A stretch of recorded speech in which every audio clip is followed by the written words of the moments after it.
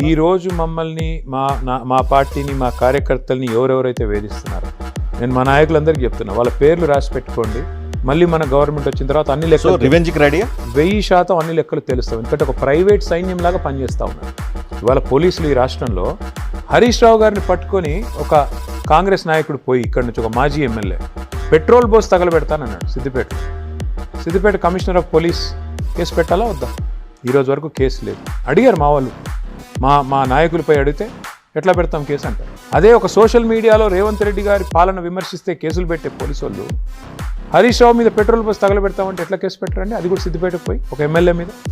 ఏం మజాకు ఇది? అందుకే అంటున్నా, ఎవరెవరైతే ఈ అతివేషాలు వేస్తున్నారో ముమ్మాటికి వాళ్ళ లెక్కలు తెలుస్తాం. ఇందులో ఏం ఒక్క నిమిషం కూడా సంకోచం కూడా లేదు. 1000% తెలుస్తాం. సో రివెంజ్ మీరు దాన్ని ఏ పేరు పెట్టుకున్నా నాకు అనవసరం. ఎందుకంటే ఇవాళ మా కార్యకర్తల్ని నాయకుల్ని చట్టం తన చుట్టంగా మార్చుకొని ఎవరైతే కొన్ని డ్రామాలు చేస్తున్నారో వాళ్ళకు ఉద్దేశించి అంటున్నాను, అందరినీ కాదు. ఎవరైతే అతి చేస్తున్నారో, ఎవరైతే రేవంత్ రెడ్డి ప్రైవేట్ ముఠాలాగా పనిచేస్తున్నారో, ఒక దండుపాలెం బ్యాచ్ లాగా పనిచేస్తున్నారో వాళ్ళకి ముమ్మాటికి లెక్కలు సరి చేయాల్సిన బాధ్యత మా మీద ఉంది.